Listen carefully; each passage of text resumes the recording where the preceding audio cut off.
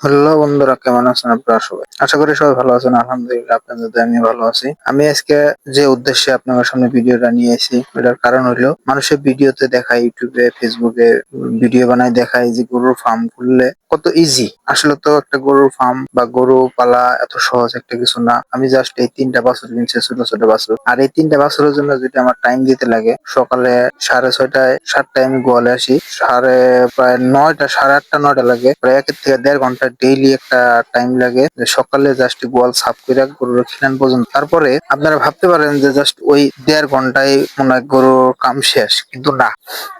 তারপরেও আরো বহুত কাম থাকে, তো ওনারা আর কি অতখানি হেল্প করে আমারে।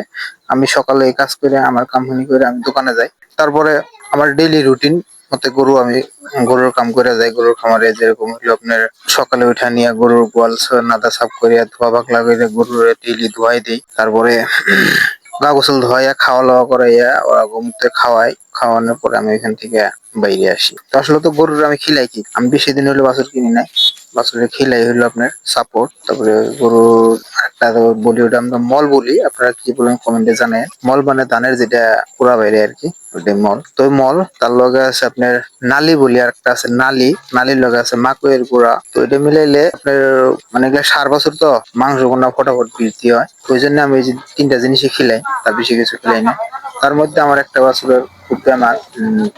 ওটার আমি এই 2টার থেকে আলাদা করে রাখছি এই কারণে যে মানে যেটা বেমার হয়েছে এটা একটা ইনফেকশন ভাইরাসের মতো, মানে বৃদ্ধি হয় একটা থেকে আরেকটা। যার জন্য আমি ওটা সেপারেট করে রাখছি। আমি ওটা আপনাকে দেখাইতেছি একটু করে। তো আসলে তো গরু পালা অনেক টাফ।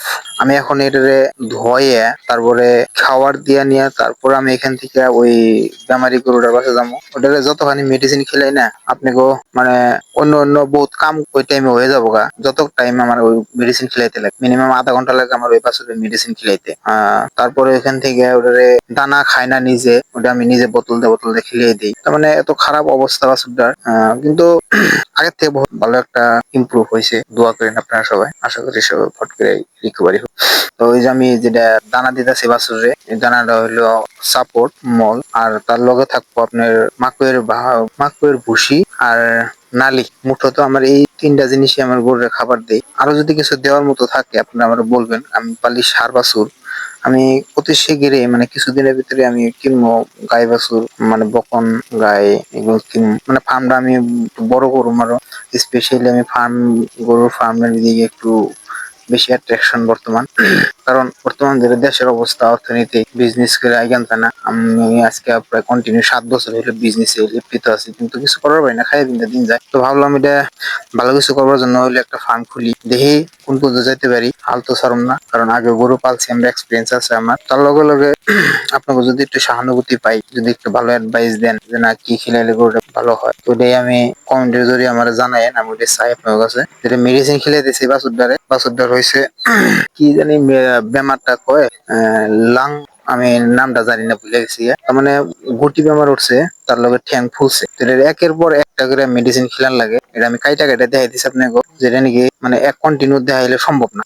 আর তারপরে 2 নম্বর কথা হইলো আমার ক্যামেরাটা একটু লড়তেছে। তার মানে আমি আমার ছোট মেয়ের হাতে মোবাইলটা দিছি, তো উনি ভালো করে ধরে রাখতে পারতেছে না। তিনি আপনারা হয়তো দেখে ইমাজিন করতে পারতেছেন যে আমি কত দিয়ে মেডিসিন খিলাইলাম। প্রায় 7-8টা ধরনের মেডিসিন খিলার লাগে। মানে ওই বাচ্চাটা কিছু খায় না নিজে, আর আমি ওরা যদি মেডিসিন খিলাই ওই পানি দিয়ে, মানে ওর ওইখানিতে পেট ভরে যায়। তাহলে ইমাজিন করেন আমি ওরে কতটুকু মেডিসিন দিই। তো ওই জন্যই বলি গরু পালা অত ইজি না, বহুত টাফ। বহুত ফার্ম তারা কিছুদিন করে নিয়ে লস খেয়ে যায়।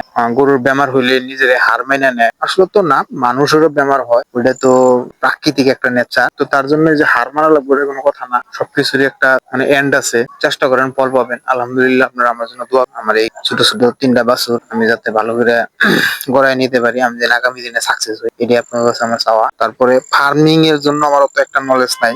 যদি আপনার এরকম নলেজ আছে আমার একটু অ্যাডভাইস দিবেন প্লিজ। কারণ এই যে যেটা বেমার হয়েছে, লাম্পি বেমার, এই বেমারের বিষয়ে আমি কিচ্ছু জানি না। তারপরেও আমি এই গরুর বেমার হইলো কি নিগে কি কি খিলাইছি আমি আগামী দিনে, আমার উপরে একটু জাস্টিফাই করে নিয়ে মনে হইলো ওই বাছুরটা যে কিনছিলাম আমি, বাছুরের মধ্যে কোনো ধরনের ভিটামিন ক্যালসিয়াম কিচ্ছু আছিল না। জাস্ট আমি হাড় আর মাংসটা কিনে নিয়েছি, তাজা গরু বাছুর।